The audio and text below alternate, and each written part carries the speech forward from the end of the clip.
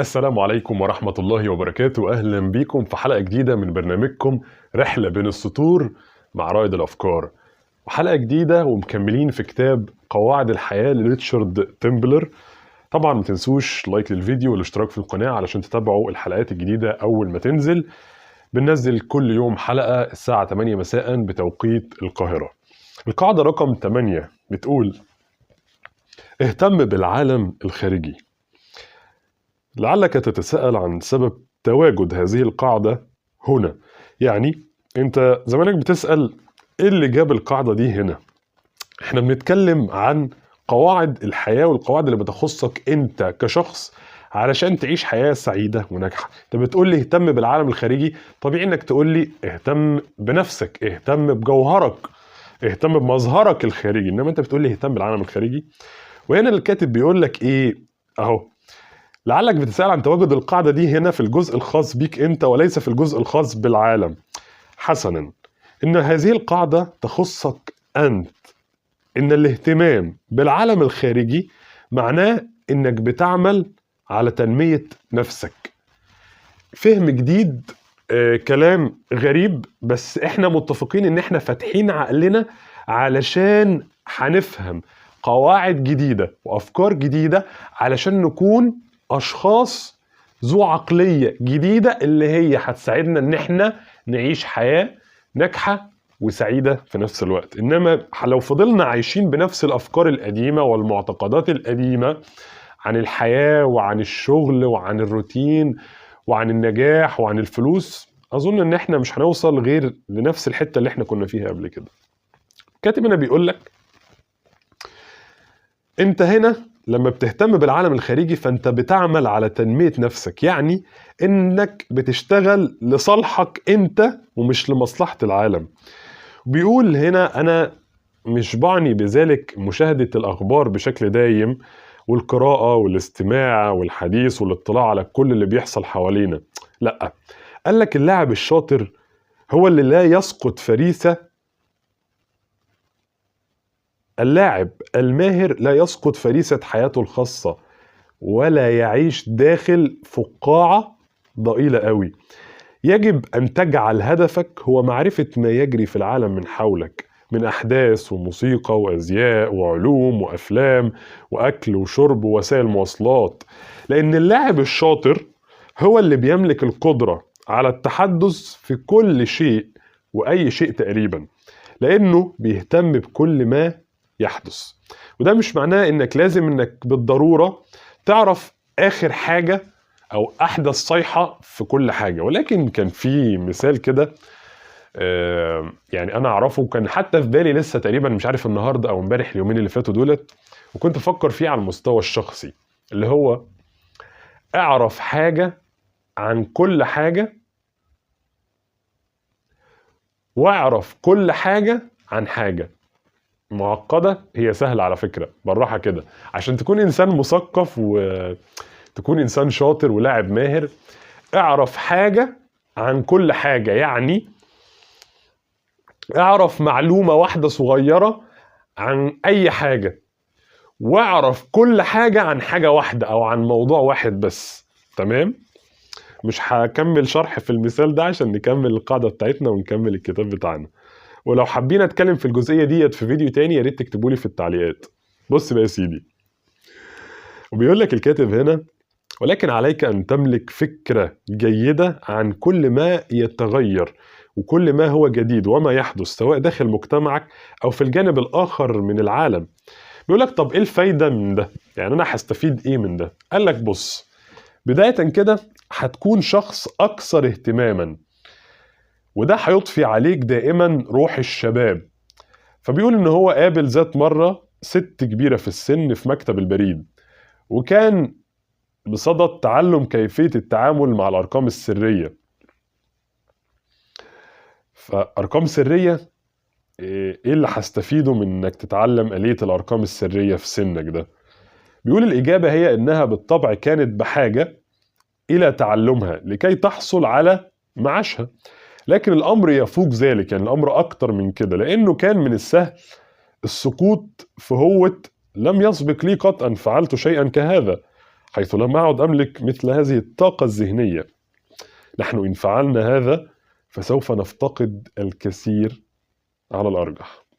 بيقول إن أكتر الناس سعادة واتزان ونجاح في الحياة هم اللي بيمثلوا جزء من شيء، هم اللي بيمثلوا جزء من العالم ومش بيعيشوا بعيد عنه. كمان إن أكتر الناس تحفيزا وجذبا للي حولهم هم اللي بيبدوا أكتر اهتماما كبيرا بكل ما يجري حولهم.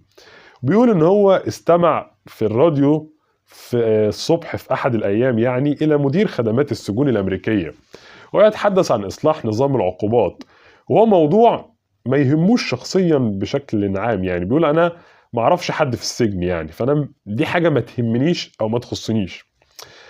ولكن ممكن ان انت ترد عليه وتقول له انت مش في حاجة انك تطلع على خدمات السجون الامريكية، او ان السيدة لم تكن بحاجة ان هي تتعلم الارقام السرية. ولكني شعرت بانني اكثر تحفيزا وحيوية عندما اصغيت لما يقول، وهو امر جيد.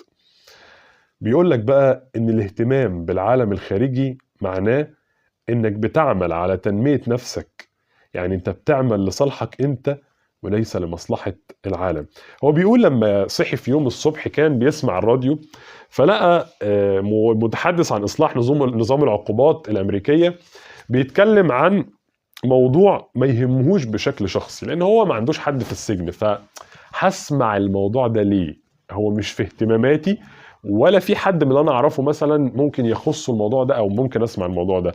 ورغم ذلك بيقول لك بقى هو لما سمع الموضوع هو قال لك لا هسمع. حس بايه بقى؟ بص، حس باكثر تحفيز وحيويه لما سمع الكلام ده، حس بانتعاشه كده.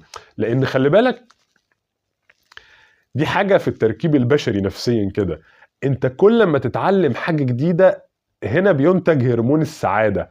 خلي بالك لما بتنجز حاجه معينه بينتج هرمون السعاده.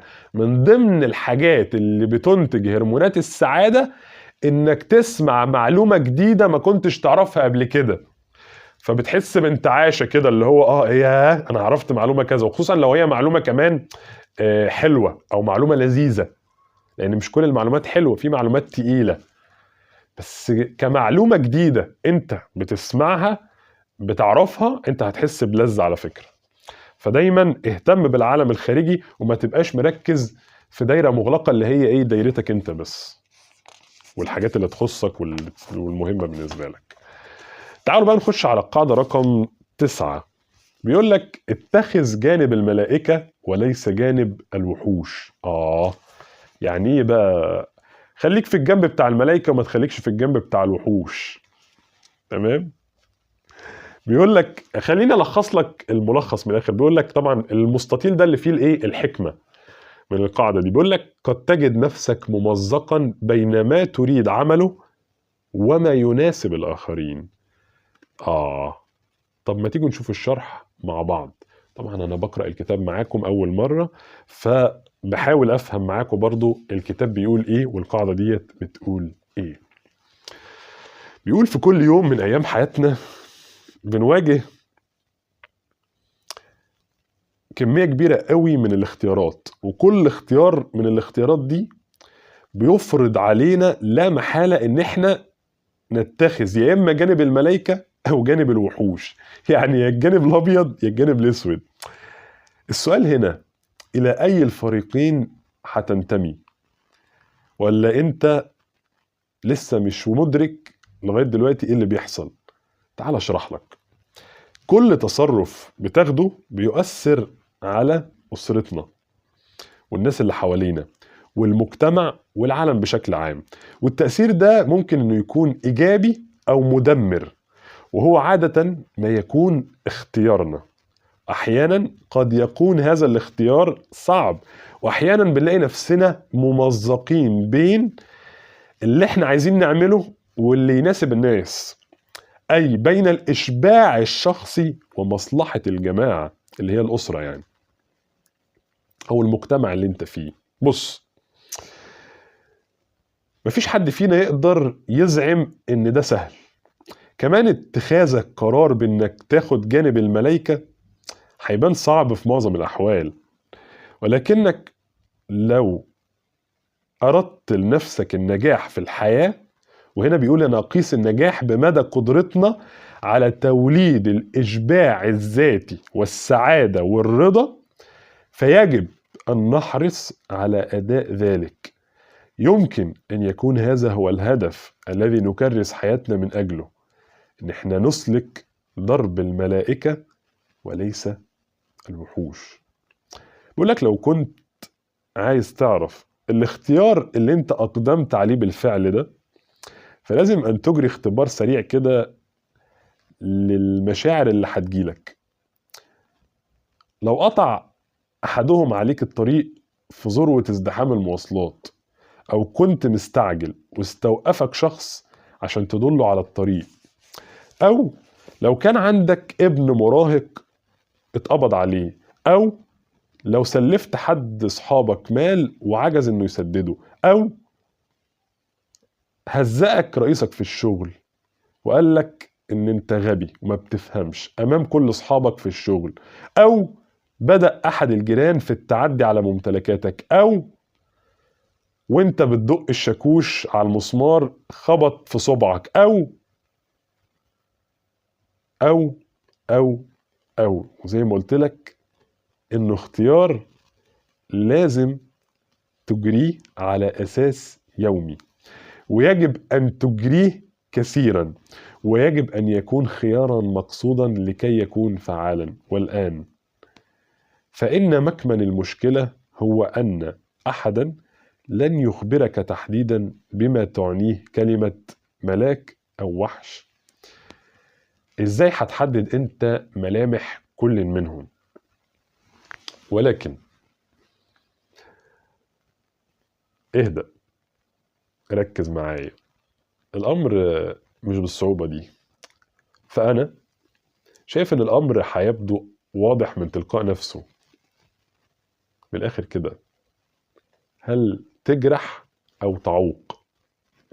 هل أنت جزء من المشكلة ولا الحل؟ هل هتصبح الأشياء أفضل